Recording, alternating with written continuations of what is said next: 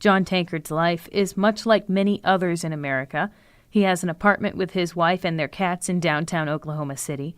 He has a job with the city's planning department. There's one thing about him that is a little at odds with these facts, especially for an Oklahoman. I am carless.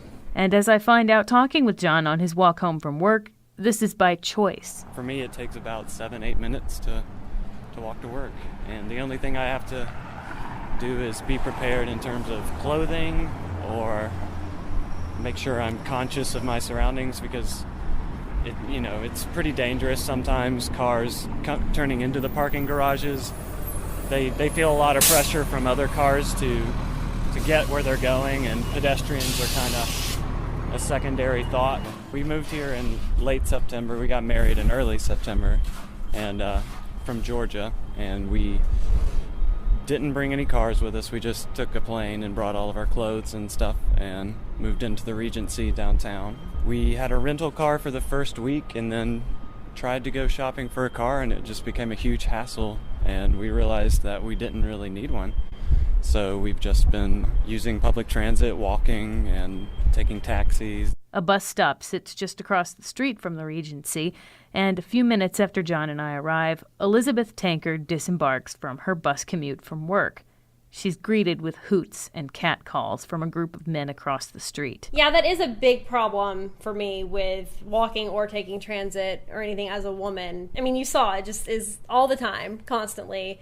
And there's really nothing good you can do about it, really. I mean, it's either you ignore them and that's kind of like almost like silent approval, or you can do something and it's just giving them attention, which is what they wanted in the first place. So it's kind of a lose-lose. Regardless of the street harassment she experiences on a regular basis, Elizabeth says in general she feels okay about traveling carless. It is nice, having him around because we're usually traveling together, and at least that deters it. I mean, it's a sad state of affairs when you have to have a man with you to keep from being hollered at. But yeah, so that's just kind of how it is.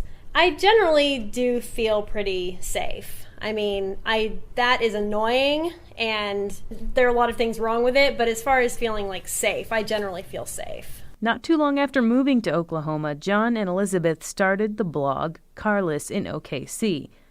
It came about because... honestly, we were just looking for a hobby. We had just moved, and that just really saps you financially. So we were still kind of recovering from that. So we weren't wanting to spend a lot of money on something to keep us busy. So we literally Googled one of the, is like hobbies for couples.